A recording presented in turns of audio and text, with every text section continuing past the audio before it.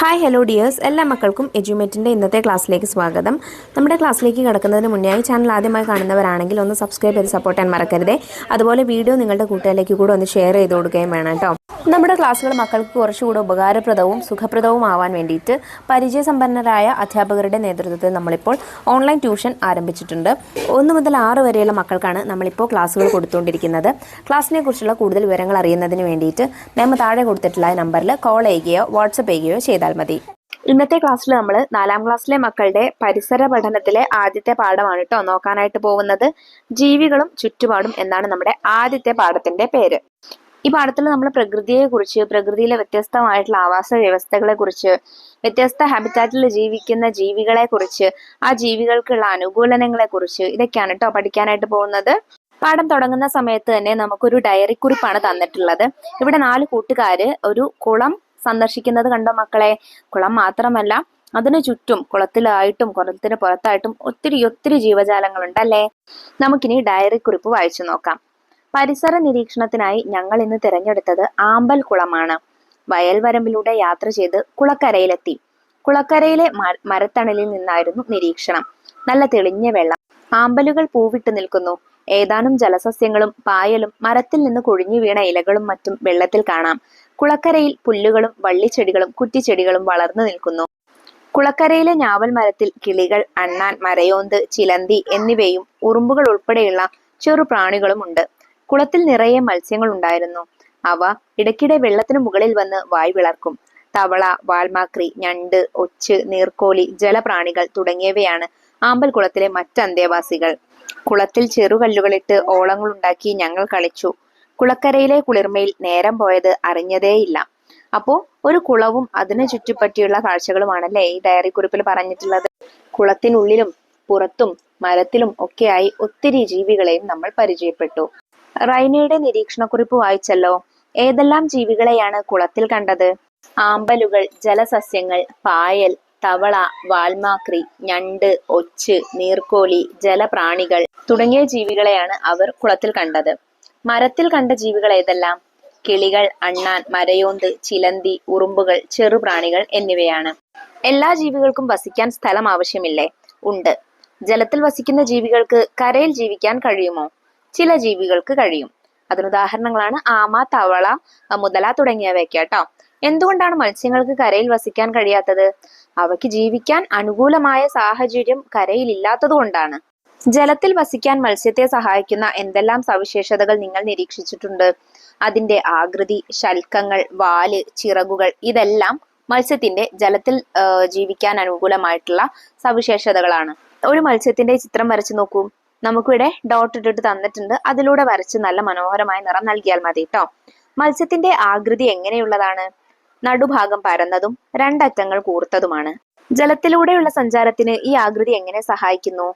മത്സ്യത്തിന്റെ ഈ ആകൃതി ഇഴച്ചിൽ കുറയ്ക്കുകയും വെള്ളത്തിലൂടെ കാര്യക്ഷമമായ ചലനം സാധ്യമാക്കുകയും ചെയ്യുന്നു.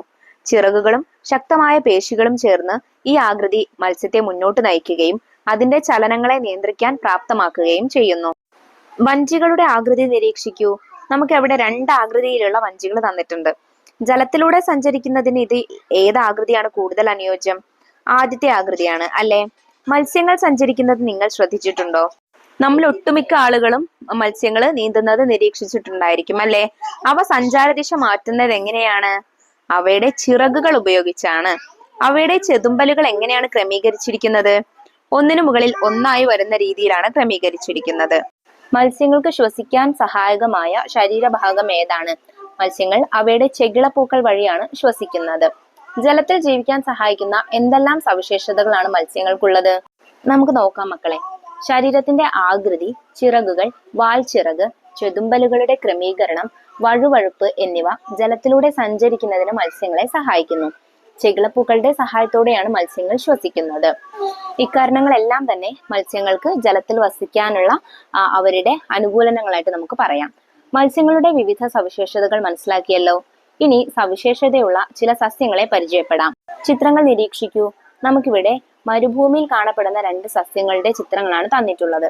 ഈ സസ്യങ്ങളുടെ പ്രത്യേകതകൾ എന്തൊക്കെയാണ്? ചില സസ്യങ്ങൾക്ക് മുള്ളുകളുണ്ട്. ചിലതിന്റെ ഇലകൾ മുള്ളു പോലെയാണ്. തണ്ടിന്റെ പ്രത്യേകത എന്താണ്? തണ്ട് കനമുള്ളതും പച്ച നിറത്തിലുള്ളതുമാണ്. മറ്റു ചെടികളിൽ നിന്ന് വ്യത്യസ്തമായി എന്തെല്ലാം പ്രത്യേകതകളാണ് ഇവയ്ക്കുള്ളത്? ചർച്ച ചെയ്ത് എന്റെ പരിസര പഠന പുസ്തകത്തിൽ എഴുതൂ. ഈ സസ്യങ്ങളുടെ മറ്റു പ്രത്യേകതകൾ നമുക്കിവിടെ തന്നിട്ടുണ്ട്. മരുഭൂമിയിലെ സസ്യങ്ങൾ അഥവാ മരുരൂഹങ്ങൾ.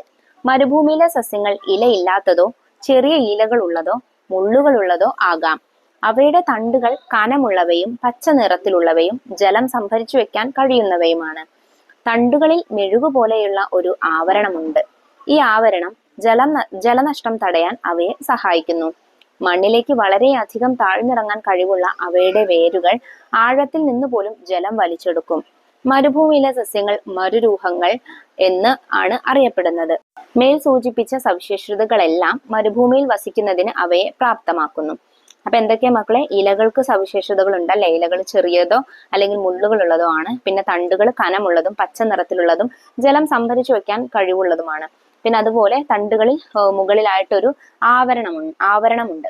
അപ്പൊ എന്തിനാണ് ഈ സസ്യങ്ങൾക്ക് ജലം ശേഖരിച്ചു വെക്കാൻ കഴിവുള്ള തണ്ടുകൾ? നമുക്കറിയാം മരുഭൂമിയാണ്, സ്വാഭാവികമായിട്ടും വെള്ളം അധികം കിട്ടില്ല.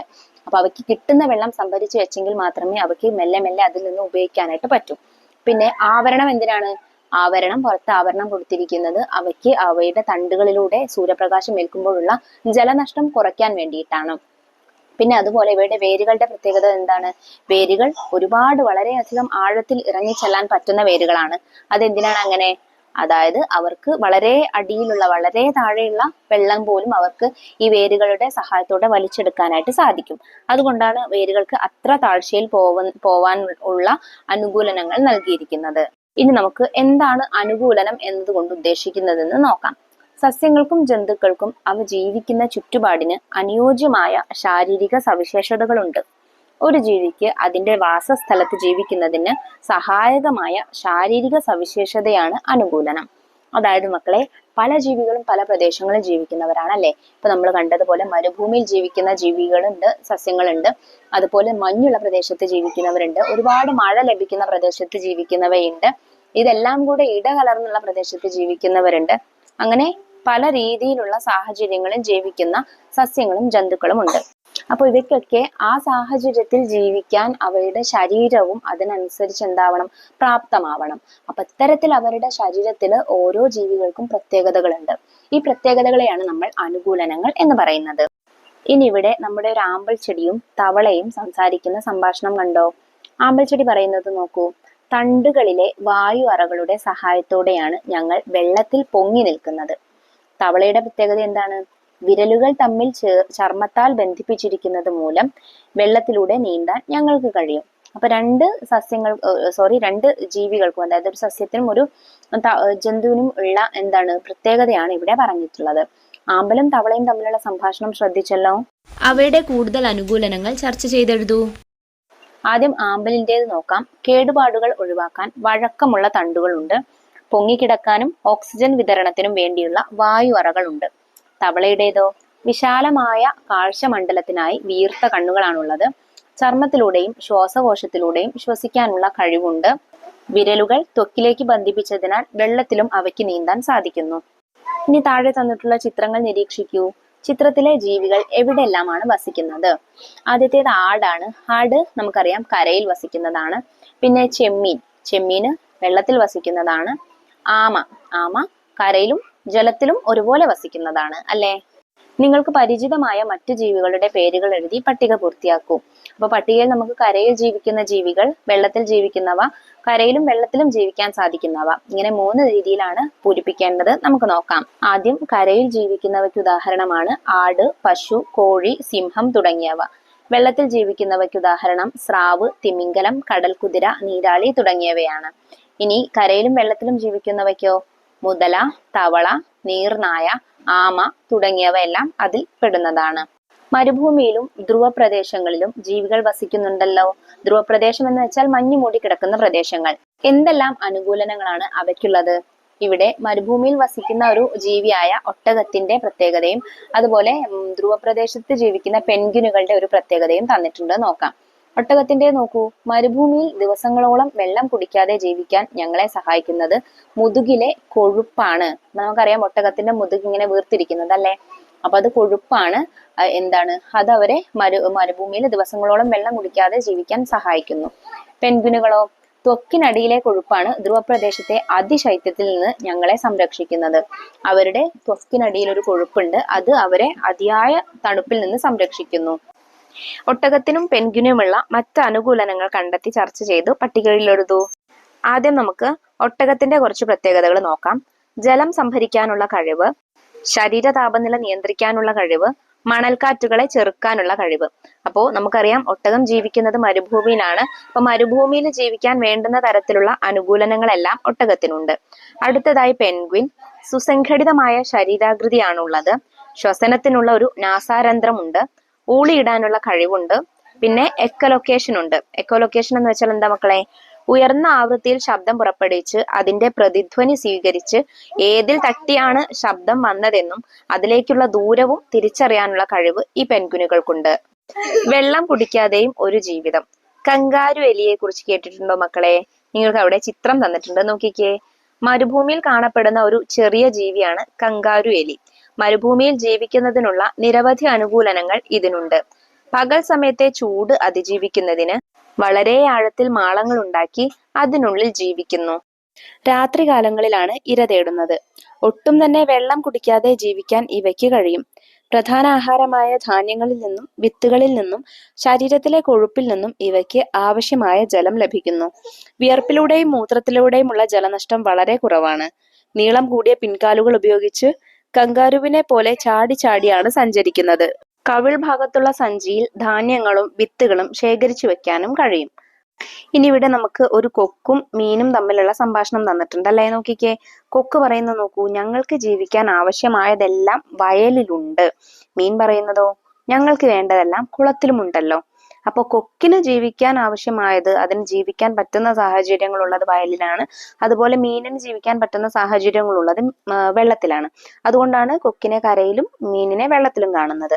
കൊക്കിന് വയലിൽ നിന്ന് എന്തെല്ലാമാണ് ലഭിക്കുന്നത്? ചെറുജീവികൾ, പ്രാണികൾ, വിത്തുകൾ, പഴങ്ങൾ, പുഴുക്കൾ ഇതെല്ലാം ലഭിക്കുന്നുണ്ട്. മത്സ്യത്തിന് കുളത്തിൽ നിന്ന് എന്തെല്ലാം ലഭിക്കും? വാസസ്ഥലം, ശ്വസിക്കാനുള്ള വായു, വെള്ളം, ഭക്ഷണം ഇതെല്ലാം ലഭിക്കുന്നുണ്ട്.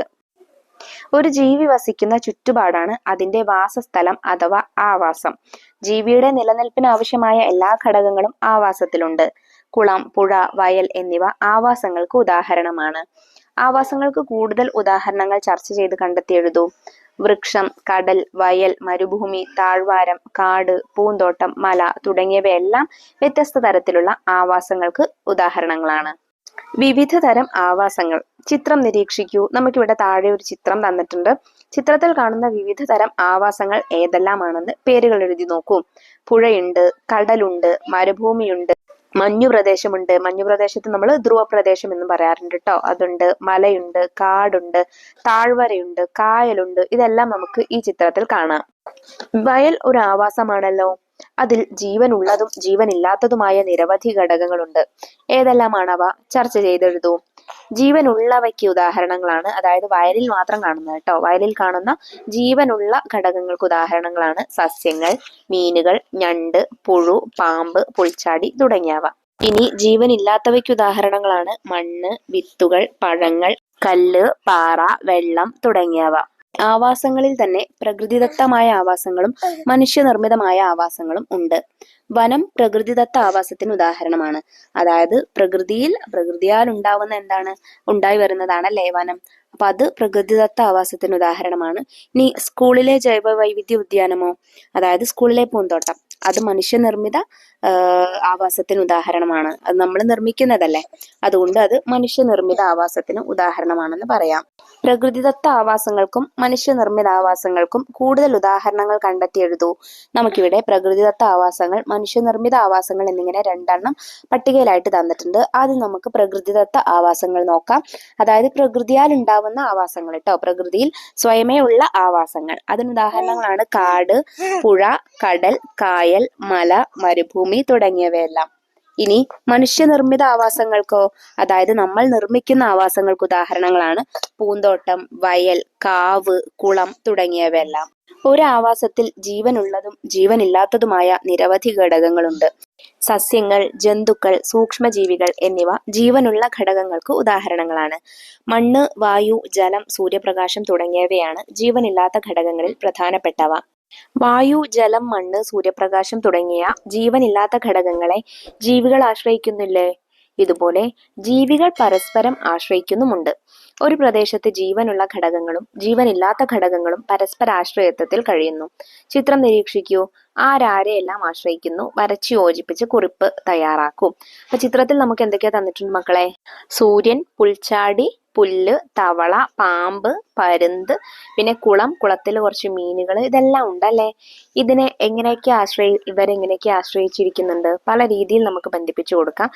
സൂര്യപ്രകാശത്തെ സസ്യങ്ങൾ ആശ്രയിക്കുന്നുണ്ട്. സസ്യങ്ങളെ പുൽച്ചാടിയെ തവള കഴിക്കുന്നുണ്ട് അല്ലെ. തവളയെ പാമ്പ് കഴിക്കുന്നുണ്ട്. പാമ്പിനെ പരുന്ത് കഴിക്കുന്നുണ്ട്. അങ്ങനെ നമുക്കൊരു ഇത് കൊടുക്കാം. പിന്നെയോ ജലത്തിലെ മീനുകളെ തവളകൾ കഴിക്കുന്നുണ്ട്. തവളയെ പാമ്പ് കഴിക്കുന്നുണ്ട്. പാമ്പിനെ പരുന്ത് ആശ്രയിക്കുന്നുണ്ട്. ഇത്തരത്തിൽ പല രീതിയിൽ നിങ്ങൾക്ക് ഇതില് പരസ്പര ആശ്രയത്വം കാണാവുന്നതാണ്. അപ്പൊ ഭൂമിയിലുള്ള പല ജീവികളും ജീവനില്ലാത്തതും ജീവനുള്ളവയും എല്ലാം പരസ്പരം ആശ്രയിച്ചാണ് കഴിയുന്നത്. നമ്മൾ നേരത്തെ ആവാസങ്ങളെ കുറിച്ച് പഠിച്ചില്ലേ? ഇനി എന്താണ് ആവാസ വ്യവസ്ഥ എന്ന് നോക്കാം. ജീവനുള്ള ഘടകങ്ങളും ജീവനില്ലാത്ത ഘടകങ്ങളും പരസ്പരാശ്രയത്വത്തിൽ കഴിയുന്ന ചുറ്റുപാടാണ് ആവാസ വ്യവസ്ഥ. വൃക്ഷം, വയൽ, കുളം, അരുവി, കുന്ന്, കാവ് തുടങ്ങിയവ ചെറിയ ആവാസ വ്യവസ്ഥകളാണ്. വനം, പുൽമേട്, മരുഭൂമി, കടൽ, ധ്രുവപ്രദേശം തുടങ്ങിയവ വലിയ ആവാസ വ്യവസ്ഥകളാണ്. ഒരു ആവാസ വ്യവസ്ഥയിലെ പരസ്പരാശ്രയത്വം എങ്ങനെല്ലാമാണ് നമ്മോട് ഉദാഹരണ സഹിതം വ്യക്തമാക്കാനായിട്ട് പറഞ്ഞിട്ടുണ്ട്. അതിലൊന്ന് ജീവനുള്ള ഘടകങ്ങളും ജീവനില്ലാത്ത ഘടകങ്ങളും തമ്മിൽ ആശ്രയിക്കുന്നതാണ്. അതിനുദാഹരണമാണ് സൂര്യപ്രകാശത്തെ സസ്യങ്ങളും മറ്റു ജന്തുക്കളും എല്ലാം ആശ്രയിക്കുന്നത്. രണ്ടാമത്തേത് ജീവനുള്ള ഘടകങ്ങൾ തമ്മിൽ ആശ്രയിക്കുന്നതാണ്. അതിനുദാഹരണമാണ് പുൽച്ചാടിയെ തവള കഴിക്കുന്നത്, അതുപോലെ തവളയെ പാമ്പ് കഴിക്കുന്നത്, മനുഷ്യരായിട്ടുള്ള നമ്മൾ കോഴികളെ കഴിക്കുന്നത്, മനുഷ്യരായിട്ടുള്ള നമ്മൾ സസ്യാഹാരങ്ങൾ കഴിക്കുന്നത്, ഇതെല്ലാം. അടുത്തത് ജീവനില്ലാത്ത ഘടകങ്ങൾ തമ്മിലുള്ള ആശ്രയത്വമാണ്. അതിനുദാഹരണമാണ് ഭൂപ്രകൃതിയിലെ മണ്ണ്, കല്ല്, പാറ തുടങ്ങിയവകൾ തമ്മിലുള്ള ആശ്രയത്വം. ധാതുക്കളും പെടും കേട്ടോ. പിന്നെ അതുപോലെ തന്നെ പുഴയെ ആശ്രയിച്ച് കടൽ ഒഴുകുന്നത്, പുഴയെ ആശ്രയിച്ച് തടാകം ഒഴുകുന്നത്, ഇതെല്ലാം. ആവാസ വ്യവസ്ഥകളുടെ നാശം കുന്നിനുമുണ്ട് പറയാൻ. ഇവിടെ നമുക്കൊരു കുന്നിടിക്കുന്ന ചിത്രമാണല്ലേ തന്നിട്ടുള്ളത്. നമ്മുടെ നാട്ടിൽ പലയിടത്തും ഞങ്ങളെ കാണാം. കുന്നു കയറാത്തവരായി ആരെങ്കിലും ഉണ്ടോ? മണ്ണിര മുതൽ കുറുനരി വരെ എത്ര ജീവികൾക്കാണ് ഞങ്ങൾ വാസസ്ഥലം ഒരുക്കുന്നത്. കൂടാതെ വൈവിധ്യമാർന്ന സസ്യങ്ങൾക്കും. ഞങ്ങൾ മഴവെള്ളം സംഭരിച്ചു വെക്കുന്നു. പിന്നീട് കിണറുകളിലേക്കും അരുവികളിലേക്കും വയലുകളിലേക്കും ഞങ്ങൾ ആ വെള്ളം നൽകുന്നു. കാറ്റിനെ നിയന്ത്രിക്കാനും ചൂട് കുറയ്ക്കാനും ഞങ്ങൾക്ക് കഴിയും. കണ്ടില്ലേ, ഞങ്ങൾ ഇന്ന് വലിയ പ്രതിസന്ധിയിലാണ്. ഞങ്ങളുടെ പ്രാധാന്യം മനുഷ്യർ തിരിച്ചറിയുന്നുണ്ടോ? ഉണ്ടോ മക്കളെ? ഇല്ല അല്ലെ. മനുഷ്യർക്ക് കുന്നുകളുടെ പ്രാധാന്യം അറിയാത്തത് കൊണ്ടാണ് അവരിത്തരത്തില് കുന്നുകൾ ഇടിച്ചു നിരത്തുന്നതും വയലുകൾ നികത്തുന്നതും എല്ലാം. കുന്നിന്റെ ആത്മകഥം വായിച്ചല്ലോ. കുന്നുകൾ ഇല്ലാതാകുന്നത് കൊണ്ട് എന്തെല്ലാം ദോഷങ്ങളുണ്ട്. ഒരുപാട് ജീവികൾക്ക് വാസസ്ഥലം നഷ്ടമാകുന്നു, സസ്യങ്ങൾ ഇല്ലാതാവുന്നു, ജലക്ഷാമത്തിന് കാരണമാവുന്നു, ചൂട് കൂടാൻ കാരണമാവുന്നു. ആവാസ വ്യവസ്ഥയെ ദോഷകരമായി ബാധിക്കുന്ന മനുഷ്യ ഇടപെടലുകൾ എന്തെല്ലാമാണെന്ന് ചർച്ച ചെയ്തെഴുതൂ. കുന്നിടിക്കൽ, കീടനാശിനികളുടെ അമിത ഉപയോഗം, വയൽ നികത്തൽ, വനനശീകരണം, അശാസ്ത്രീയമായ മാലിന്യ സംസ്കരണം, ഇതെല്ലാം ആവാസ വ്യവസ്ഥയെ തകിടം മറിക്കുന്ന കാര്യങ്ങളാണ്. മലിനീകരണം. മണ്ണിര പറയുന്നത് ശ്രദ്ധിക്കൂ. കർഷക മിത്രം എന്നാണ് ഞങ്ങളെ വിളിക്കുന്നത്. ഇപ്പോൾ മലിനീകരണം കാരണം മണ്ണിൽ ജീവിക്കാൻ പറ്റാതെ വന്നിരിക്കുകയാണ്. മണ്ണിര പറയുന്നത് ശ്രദ്ധിച്ചല്ലോ. നിങ്ങളുടെ വീട്ടിലും പരിസര പ്രദേശങ്ങളിലും കാണുന്ന മാലിന്യങ്ങൾ എന്തെല്ലാമാണ്? പ്ലാസ്റ്റിക്കുകൾ, പൊട്ടിയ കുപ്പികൾ, ടയർ, കുപ്പിച്ചില്ലുകൾ, പഴയ തുണികൾ, ഇലക്ട്രിക് മാലിന്യങ്ങൾ തുടങ്ങിയവയെല്ലാം നമുക്ക് നമ്മുടെ ചുറ്റുപാടിൽ കാണാം. നിങ്ങളുടെ സ്കൂളിലെ മാലിന്യ നിർമ്മാർജ്ജനം എങ്ങനെയാണെന്ന് കണ്ടെത്തി ഒരു റിപ്പോർട്ട് തയ്യാറാക്കി ക്ലാസ്സിൽ അവതരിപ്പിക്കൂ. അപ്പൊ ഇത് പല സ്കൂളുകളിലും വ്യത്യസ്തമായിരിക്കും. എല്ലാ സ്കൂളുകളിലും നമുക്ക് ബയോഗ്യാസ് പ്ലാന്റ് ഉണ്ടായിരിക്കും. അപ്പൊ അതിനെക്കുറിച്ച് നിങ്ങൾക്ക് എഴുതാം. ചില സ്കൂളുകളിൽ പല രീതിയിലായിരിക്കും, വ്യത്യസ്ത രീതിയിലായിരിക്കും മാലിന്യ നിർമ്മാർജ്ജനം ചെയ്യുന്നത്. അപ്പൊ നിങ്ങളുടെ സ്കൂളിൽ എങ്ങനെയാണോ അത് അവിടെ അന്വേഷിച്ചറിഞ്ഞ് നിങ്ങൾ അതിനെക്കുറിച്ച് വേണം കേട്ടോ എഴുതാനായിട്ട്. അടുത്തത് നോക്കൂ മക്കളെ, ചിത്രങ്ങൾ നിരീക്ഷിക്കൂ. മാലിന്യങ്ങൾ ചുറ്റുപാടിലേക്ക് വലിച്ചെറിയുന്നത് ആവാസങ്ങൾക്ക് ദോഷകരമല്ലേ? ഇവിടെ പ്ലാസ്റ്റിക് മാലിന്യങ്ങൾ കൂടിയിട്ടിരിക്കുന്നത്, കീടനാശിനികൾ തളിക്കുന്നത് തുടങ്ങിയവയുടെ ചിത്രങ്ങളാണ് തന്നിട്ടുള്ളത്. തീർച്ചയായിട്ടും ഇത്തരത്തിൽ മാലിന്യങ്ങൾ ചുറ്റുപാടിലേക്ക് വലിച്ചെറിയുന്നത് ആവാസങ്ങൾക്ക് ദോഷകരമാണ്. മണ്ണ് മലിനമാക്കുന്ന മറ്റു പ്രവർത്തനങ്ങൾ എന്തെല്ലാമാണെന്ന് ചർച്ച ചെയ്തെഴുതൂ. കൃഷിയിടങ്ങളിൽ അമിതമായ കീടനാശിനി ഉപയോഗിക്കുന്നത് കൊണ്ട്, അമിതമായ രാസവള പ്രയോഗം, പ്ലാസ്റ്റിക്കുകൾ കത്തിക്കുന്നത് വഴി, ഫാക്ടറികളിലെ മലിനജലവും മാലിന്യവും പുറന്തള്ളുന്നത് കൊണ്ട്, ഇതുകൊണ്ടെല്ലാം മണ്ണിനെ ദോഷകരമായി ഇക്കാര്യങ്ങൾ ബാധിക്കുന്നുണ്ട്. മണ്ണു മലിനീകരണം ആവാസ വ്യവസ്ഥയെ ഏതെല്ലാം രീതിയിൽ ബാധിക്കുന്നു ചർച്ച ചെയ്ത് എന്റെ പരിസര പഠന പുസ്തകത്തിൽ എഴുതൂ.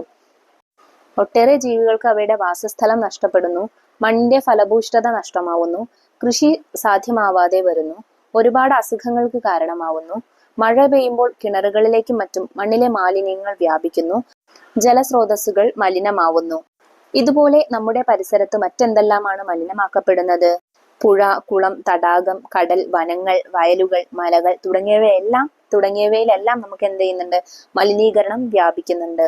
ചിത്രങ്ങൾ നിരീക്ഷിച്ച് വായു മലിനീകരണ സന്ദർഭങ്ങൾ എന്തെല്ലാമാണെന്ന് എഴുതൂ. ഈ ചിത്രങ്ങളിൽ നമുക്ക് ഫാക്ടറികളിൽ നിന്നുള്ള മലിനമായിട്ടുള്ള പുക പുറത്തേക്ക് അന്തരീക്ഷത്തിലേക്ക് വ്യാപിക്കുന്നതായും, കാട്ടുതീ പടരുന്നതായും, അതുപോലെ രാസവള പ്രയോഗങ്ങൾ, കീടനാശിനികളുടെ പ്രയോഗങ്ങൾ, ഇതെല്ലാം ഈ ചിത്രത്തിൽ നമുക്ക് കാണാം. ഇതെല്ലാം വായു മലിനീകരണത്തിന് കാരണമാവുന്ന സന്ദർഭങ്ങളാണ്. വായു മലിനീകരണം കൊണ്ടുള്ള ദോഷങ്ങൾ എന്തെല്ലാമാണെന്ന് ചർച്ച ചെയ്തെഴുതൂ. നമുക്കതവിടെ താഴെ തന്നിട്ടുണ്ട്, വായിച്ചു നോക്കാം.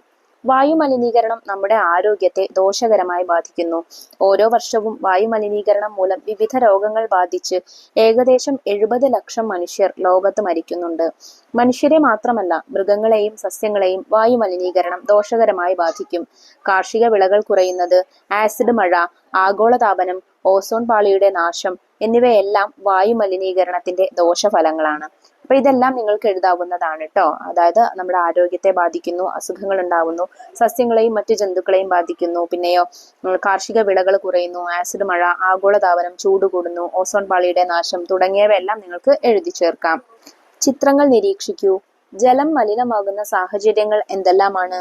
പ്ലാസ്റ്റിക് മാലിന്യങ്ങൾ പുറന്തള്ളുന്നത്, രാസവള കീടനാശിനികളുടെ പ്രയോഗം, വ്യവസായശാലകളിലെ മാലിന്യങ്ങൾ ഒഴുക്കിവിടുന്നത്, വീടുകളിലെ മാലിന്യങ്ങൾ ഒഴിവാക്കുന്നത്, ഇതെല്ലാം ജലത്തെ മലിനമാക്കുന്നുണ്ട്.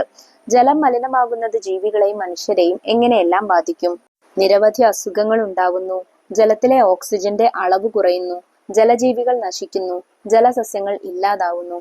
ഇതെല്ലാമാണ് ഇതിന്റെ പ്രത്യാഘാതങ്ങൾ. വിവിധ ജൈവ പദാർത്ഥങ്ങളുടെ സാന്നിധ്യം മൂലം ജലം മലിനമാകുന്നു. മലിനജലം വിവിധ ആരോഗ്യ പ്രശ്നങ്ങളും രോഗങ്ങളും ഉണ്ടാക്കുന്നു. വ്യവസായശാലകളിൽ നിന്നും വീടുകളിൽ നിന്നുമുള്ള മാലിന്യങ്ങൾ, പ്ലാസ്റ്റിക് മാലിന്യങ്ങൾ, കീടനാശിനികൾ, മറ്റു രാസവസ്തുക്കൾ, പെട്രോളിയം എന്നിവ ജലമലിനീകരണത്തിന് കാരണമാകുന്നു. ജലത്തിൽ ഓക്സിജന്റെ അളവ് കുറയുന്നത് മലിനീകരണം മൂലമാണ്. ഇത് ജലത്തിൽ വസിക്കുന്ന ജീവികളുടെ ജീവന് തന്നെ ഭീഷണിയാണ്. ഇനി നമുക്കിവിടെ ആദിയുടെ ഒരു ഡയറി കുറിപ്പ് തന്നിട്ടുണ്ട്, അത് വായിച്ചു നോക്കാം. കലിതുള്ളിയ പ്രകൃതി, 30/7/2024. കുന്നിൻ ചെരുവിലായിരുന്നു ഞങ്ങളുടെ വീട്. നന്നായി മഴ കിട്ടുന്ന പ്രദേശമാണ് ഞങ്ങളുടേത്. ഇടവപ്പാതി തോരാതെ പെയ്യുന്നുണ്ട്. ശക്തമായ മഴയാണ്. പുഴയിൽ ജലനിരപ്പ് ഉയർന്നിട്ടുണ്ട്. ഇനിയും ജലനിരപ്പ് ഉയർന്നാൽ വീട്ടിൽ വെള്ളം കയറും.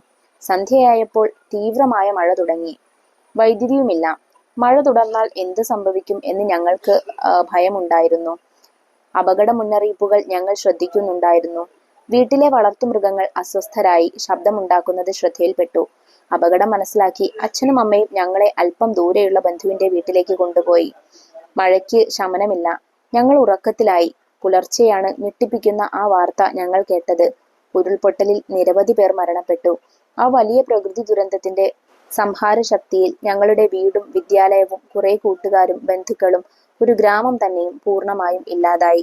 ആദിയുടെ ഡയറിക്കുറിപ്പ് വായിച്ചല്ലോ. ഇത് നമുക്ക് കഴിഞ്ഞ വർഷം ഉണ്ടായിട്ടുള്ള വയനാട് മുണ്ടക്കൈയിലെ ദുരന്തത്തെക്കുറിച്ചുള്ള വാർത്തയാണല്ലേ. അതുപോലെ അതിന്റെ ചിത്രങ്ങളാണ് തന്നിട്ടുള്ളത്.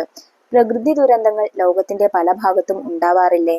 നിങ്ങൾക്കറിയാവുന്ന പ്രകൃതി ദുരന്തങ്ങൾ ഏതെല്ലാം കണ്ടെത്തി എഴുതൂ. ഉരുൾപൊട്ടൽ, ഭൂകമ്പം, കാട്ടുതീ, ചുഴലിക്കാറ്റ്, പ്രളയം, വരൾച്ച ഇതെല്ലാം പ്രകൃതി ദുരന്തങ്ങൾക്ക് ഉദാഹരണങ്ങളാണ്. പ്രകൃതി ദുരന്തങ്ങൾ പരിസ്ഥിതിക്കും ജീവജാലങ്ങൾക്കും വലിയ നാശനഷ്ടം ഉണ്ടാക്കുന്നു. സ്വാഭാവിക കാരണങ്ങളാലോ മനുഷ്യന്റെ ഇടപെടൽ വഴിയോ പ്രകൃതി ദുരന്തം ഉണ്ടാകാം. കൊളാഷ് വായിക്കൂ. കണ്ണൂരിലും കോഴിക്കോട്ടും റെഡ് അലേർട്ട്. കേരളത്തിൽ അതിതീവ്ര മഴയ്ക്ക് സാധ്യതയെന്ന് കേന്ദ്ര കാലാവസ്ഥാ വകുപ്പ്. മഴ നാട്ടിൽ റെഡ് അലേർട്ട്. 8 ജില്ലകൾക്ക് ഓറഞ്ച്, 2 ജില്ലകൾക്ക് യെല്ലോ. മഴ കനക്കും, 3 ജില്ലകൾക്ക് റെഡ് അലേർട്ട്. ഈ മുന്നറിയിപ്പുകൾ എന്തിനെ കുറിച്ചുള്ളതാണ്? മഴയെ കുറിച്ചുള്ളതാണല്ലേ, അല്ലെങ്കിൽ പ്രളയത്തെ കുറിച്ചുള്ളതാണ്. മഴ വരുന്നു എന്നുള്ള, മഴ അധികരിക്കുന്നു എന്നുള്ളതിനെ കുറിച്ചുള്ള മുന്നറിയിപ്പാണ്. വെള്ളപ്പൊക്ക മുന്നറിയിപ്പ് ലഭിച്ചാൽ എന്തെല്ലാം മുൻകരുതലുകൾ സ്വീകരിക്കണം? തീരദേശത്തുള്ളവർ മാറി താമസിക്കുക, രാത്രികാലങ്ങളിൽ പുറത്തിറങ്ങാതിരിക്കുക, വിനോദയാത്രകൾ പൂർണ്ണമായും ഒഴിവാക്കുക, വെള്ളം കയറുന്ന പ്രദേശമാണെങ്കിൽ അവശ്യ സാധനങ്ങൾ വീട്ടിൽ നിന്നും സുരക്ഷിതമായ ഇടത്തേക്ക് മാറ്റുക. പ്രകൃതി ദുരന്തങ്ങളെക്കുറിച്ച് മുന്നറിയിപ്പുകൾ നൽകാൻ സംവിധാനങ്ങൾ നിലവിലുണ്ട്.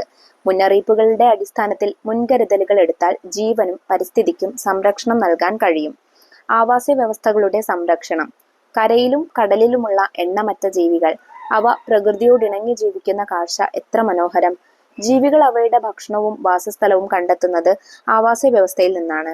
ആവാസ വ്യവസ്ഥകളാണ് ജീവന്റെയും ജൈവ വൈവിധ്യത്തിന്റെയും നിലനിൽപ്പിന് ആധാരം.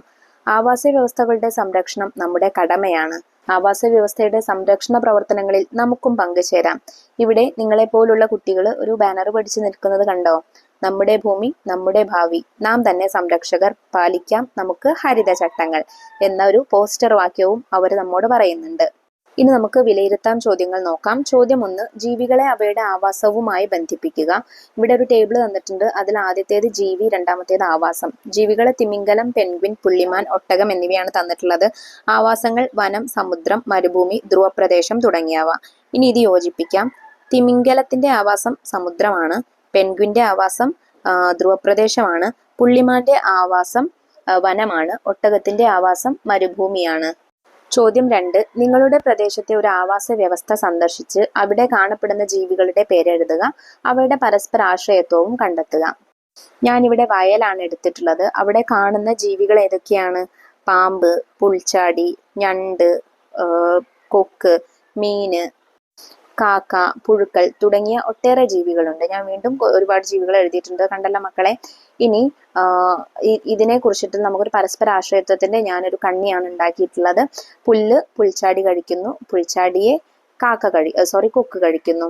പിന്നെ അതുപോലെ പുല്ല് പുൽച്ചാടി കഴിക്കുന്നു, പുൽച്ചാടിയെ തവള കഴിക്കുന്നു, തവളയെ പാമ്പ് കഴിക്കുന്നു. പ്രവർത്തനം 3, താഴെ കാണുന്ന ജീവികളെ അവയുടെ അനുകൂലനവുമായി വരച്ച് യോജിപ്പിക്കുക. അപ്പൊ നമുക്കിവിടെ തവള, മീന്, ആമ്പൽ, ഒട്ടകം, പിന്നെ നമ്മുടെ കള്ളിമുൾച്ചെടി 5 ചിത്രങ്ങൾ തന്നിട്ടുണ്ട്. നമുക്ക് ഓരോന്നായിട്ട് യോജിപ്പിക്കാം. തവളയുടെ പ്രത്യേകത എന്താണ് മക്കളെ? തവള ത്വക്കിലൂടെ ശ്വസനം നടത്തുന്നു. പിന്നെ മീനോ, ചെകിളപ്പൂക്കളുടെ സഹായത്തോടെ ശ്വസിക്കുന്നു. ആമ്പൽ, ഇലകൾക്ക് മെഴുകു പോലുള്ള വസ്തുവിന്റെ ആവരണമുണ്ട്. ഒട്ടകം, മണലിൽ പുതഞ്ഞു പോകാത്ത പരന്ന പാദങ്ങളുണ്ട്.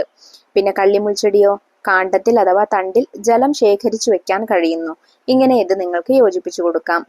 അപ്പൊ ഇത്രയും കാര്യങ്ങളാണ് കേട്ടോ മക്കളെ നിങ്ങൾക്ക് ഈ ചാപ്റ്ററിൽ പഠിക്കാനായിട്ടുള്ളത്. പാഠഭാഗവും അതിൽ ചെയ്തിട്ടുള്ള എല്ലാ പ്രവർത്തനങ്ങളും എല്ലാ മക്കൾക്കും മനസ്സിലായിട്ടുണ്ടെന്ന് വിശ്വസിക്കുന്നു. വീഡിയോ യൂസ്ഫുൾ ആയിട്ടുണ്ടെങ്കിൽ തീർച്ചയായിട്ടും നിങ്ങളുടെ കൂട്ടുകാരിലേക്ക് കൂടി വീഡിയോ ഒന്ന് ഷെയർ ചെയ്ത് കൊടുക്കാൻ മറക്കരുത് കേട്ടോ. 4ാം ക്ലാസ്സിലെ മറ്റു വിഷയങ്ങളുടെ വീഡിയോസ് നമ്മൾ വൈകാതെ അപ്ലോഡ് ചെയ്യുന്നതായിരിക്കും.